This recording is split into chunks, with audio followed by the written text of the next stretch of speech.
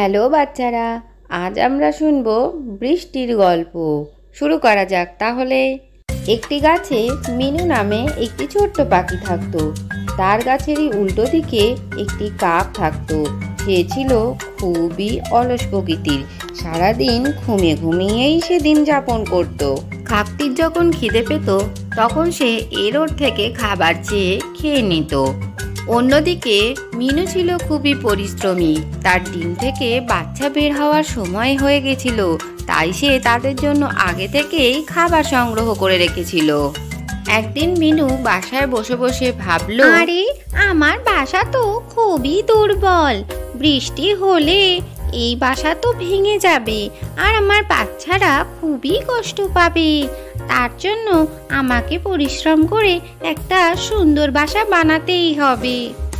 মিনু খুবই পরিশ্রম করলো আর একটা মজবুত ঘর বানিয়ে ফেললো। এবার বর্ষাতে তার কোনো কষ্টই হবে না। এখন আমি মজবুত ঘর বানিয়ে ফেলেছি, বর্ষার জলে আমার বাচ্চারা আর ভিজবে না। অন্যদিকে অলস কাকের কোনো হুঁশই ছিল না যে সামনেই বর্ষা মরশুম আসতে চলেছে। একদিন মিনু তার বাসায় গিয়ে বলল, কাক দাদা, বর্ষার মরশুম আসছে, তুমিও তোমার বাসাটাকে একদম মজবুত করে নাও। আমি তো আমার নতুন ঘর তৈরি করে ফেলেছি। আরে মিনু, তুমি তোমার নতুন ঘর বানিয়েছো বলে আমাকে আবার হুকুম দিতে এসেছো? যখন বর্ষা আসবে আমি আমার ব্যবস্থা ঠিকই করে নেব। তুমি এখন এখান থেকে যাও। আমি তো কাকের ভালোর জন্যই বলেছিলাম, কিন্তু আমার ওপরে এইভাবে রেখে গেল। এরপরেই বর্ষাকাল চলে আসে এবং প্রচণ্ড ঝড় বৃষ্টি শুরু হয়। তাতে মিনু তার ঘরে তার ছোট্ট ছোট্ট বাচ্চাদের নিয়ে খুব ভালোভাবেই থাকতে শুরু করে। অন্যদিকে কাকের বাসা সেই বৃষ্টিতে ভেঙে একেবারে মাটিতে পড়ে যায়। আমার বাসা তো বৃষ্টির জলে একেবারেই ভিজে ভেঙে গেছে। আমার তো খুবই শীত করছে। এখন আমি কি করব? আমার তো কোথাও যাবার জায়গাই নেই। এক কাজ করি, মিনুর ঘর তো খুবই মজবুত, ওর ঘরেই চলে যাই, কিছুদিন গিয়ে থাকি। কাক মিনুর বাড়িতে পৌঁছে যায় এবং বলতে থাকে, মিনু, আমি তোমার কাক দাদা, দরজা খোলো, আমি পুরোই ভিজে গেছি, তোমার ঘরে আমায় একটু থাকতে দাও। এই বলে কাক মিনুর ঘরের ভেতরে চলে আসে। কাক দাদা, তোমার যতদিন ইচ্ছা হয় তুমি এখানে থাকো।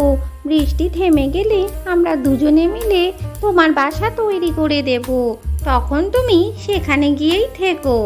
কাক এবার মনে মনে বলতে লাগলো, বাহ, মিনুর ঘর তো খুব সুন্দর, এখানেই কিছুদিন তাহলে ভালোভাবে থাকা যাবে। এরপরে কাক মিনুর শোয়ার জায়গায় শুয়ে পড়ল। এইভাবে 2-3 দিন কেটে গেল এবং বৃষ্টিও থেমে গেল। তখন মিনু কাককে বলল, কাক দাদা, কিছু মনে করো না, কিন্তু বৃষ্টি এখন থেমে গেছে।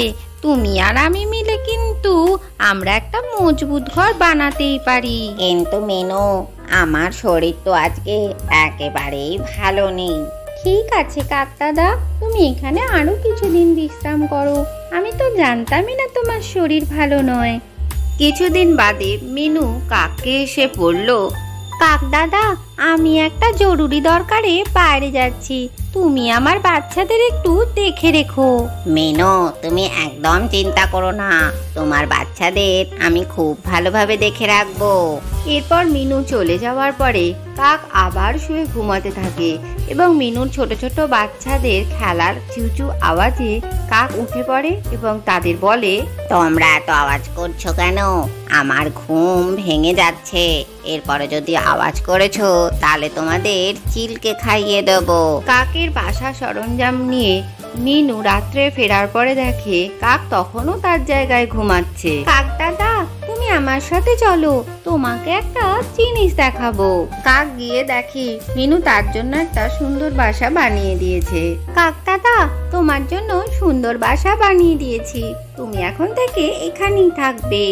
এরপরে মিনু চলে যাওয়ার পরে কাক মনে মনে ভাবে আর বলে, আমি এখানে কি করে থাকবো? আমার তো মিনুর বাসায় থাকা অভ্যেস হয়ে গেছে। এরপরে কাক উড়ে গিয়ে মিনুর বাড়ির সামনে যায়। মিনু, আমার ঘরে সাপ এসেছে, দরজা খোলো। এরপরে মিনু কাকের সমস্ত চালাকি বুঝে যায় এবং তাকে একটা শিক্ষা দেবে বলে ঠিক করে। পরদিন কাক যখন আবার এসে মিনুর ঘরে ঢোকার বাহানা করলো, তখন মিনু বলে, কাক দাদা, আমার বাচ্চারা অসুস্থ, তাই ওরা এখন ঘুমোচ্ছে, শোয়ার কোনোই জায়গা নেই, তুমি বরং অন্য কোথাও যাও। এই মিনুটা তো দেখছি খুবই চালাক হয়ে গেছে, কিছুতেই ওর ঘরে আমাকে থাকতে দিল না। যাকগে, আমাকে তো এবার কিছু খাবার খুঁজে আনতেই হবে। এরপরে কাক নিজের খাবার নিজেই জোগাড় করতে লাগলো। তারপরে সে খুব পরিশ্রম করে নিজের জন্য একটা মিনুর মতো শক্ত ঘর বানিয়ে নিল। আজকের গল্পটি থেকে কি শিখলে বাচ্চারা? কষ্ট করলে তার ফল খুব সহজেই পাওয়া যায়। ভিডিওটি ভালো লাগলে চ্যানেলটিকে লাইক ও শেয়ার করে সাবস্ক্রাইব করে দিও।